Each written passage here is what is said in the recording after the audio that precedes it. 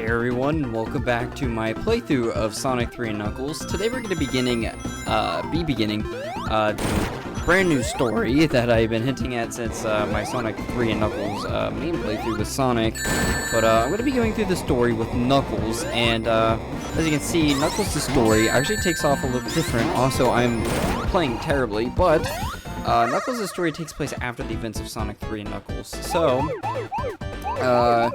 yeah, after the Master Emerald has been returned to Angel Island, Eggman sends out a lone Egg Robo to try to get rid of Knuckles one last time, and I guess hopefully steal the Master Emerald pack or something like that. But yeah, not a lot of people really play Knuckles' story that I know of. Like, everybody I see is always playing Sonic or Tails, but I guess not a lot of people necessarily know that Knuckles has a different story because they never really try him out, but it is different. He goes through the same levels for the most part, but his story campaign actually ends a little bit early, but that's not really a big deal. There's still plenty of content here and things to do, but the special stages are the exact same. As you can see, this is special stage 1 for the Chaos Emerald, so yeah, there's that. Now, I will say, Tails does not have his own unique story, because he tags along with Sonic, so, yeah. Knuckles' story is the last thing I plan on covering for Sonic 3 Knuckles before moving on to, something else, hopefully Sonic 2, but we'll see. So, Knuckles got a Chaos Emerald. But, yeah, this is, pretty cool. I really like that they did something different with, Knuckles. They could have just easily, regurgitated the same thing. Just go through Sonic's story, the only difference being that Knuckles has a couple different pathways.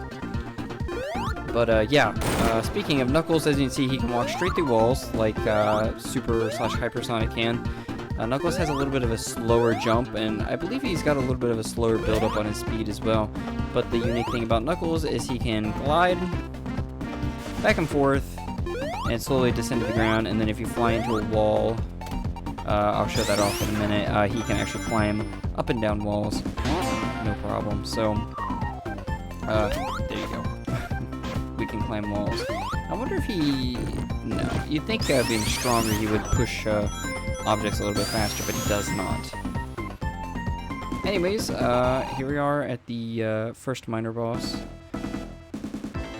Still some reused stuff here and there. I'm not really surprised about that, but you know, honestly, like I said, I'm just really happy that they went a different route with this.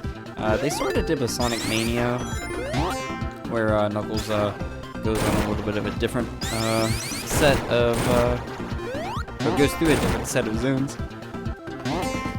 Sort of. Of course, gotta have some sort of problems while I'm playing through the game. But it's actually quite late at night when I'm starting this recording. I should have waited till I was a little bit more rested up, but I was just kind of excited to play through Knuckles' story, because I don't necessarily revisit Knuckles' campaign very much, so this is kind of fun, I guess, as far as I'm concerned. But yeah, a lot of the same in the sense that we gotta collect the Chaos Emeralds, inevitably the Super Emeralds, and yeah, I don't think that's going to be too much of a challenge, but yeah, I guess we'll see how things end up turning out, but you know, I guess I'll just have to come up with some more unique things to talk about as far as my commentary goes, so it doesn't get too stale, because I know I am not the best at it, but I will give it my all. Anyways, that's the second Chaos Emerald down.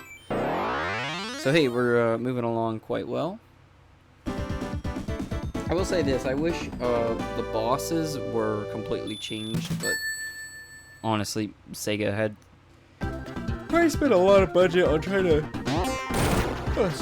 stitch these two games together, the Sonic 3 and Sonic & Knuckles portion, so I'm not surprised. Now, Eggman is swapped out for Egg Robo, which is cool.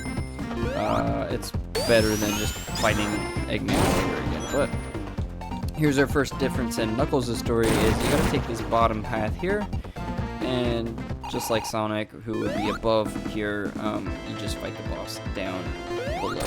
And still fight Flamethrower all the same. And there we go. That's that. That is it for Angel Island Zone Act 1. And there's Knuckles' unique victory screen, so there's that. But yeah, I'm sorry, my phone was going off. I'm kind of excited to play this Origins version because I don't know if there's any unique things to be looking out for, or anything that they maybe swapped up for a little bit. I kind of doubt it, but you never know. Oh my goodness. As you can see, Knuckles' Act 2 is completely different from Sonic's.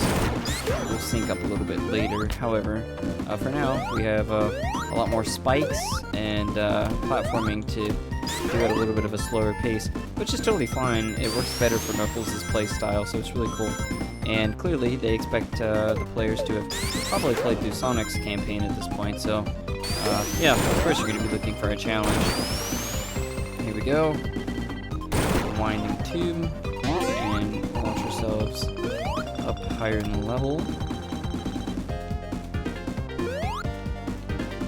I just wish, at least in my opinion, I think it would have been kind of cool for Knuckles to play through the zones in a wacky order, like start at Mushroom Hills, end up at Angel Island later on. If that makes any sense. There we go.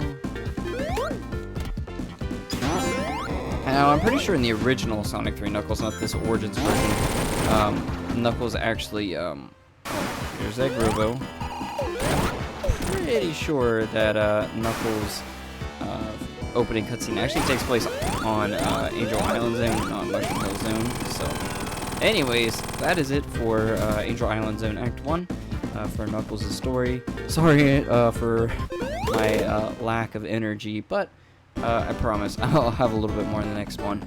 But thank you so much for watching, and I'll see you guys in the next one for Hydro City Zone.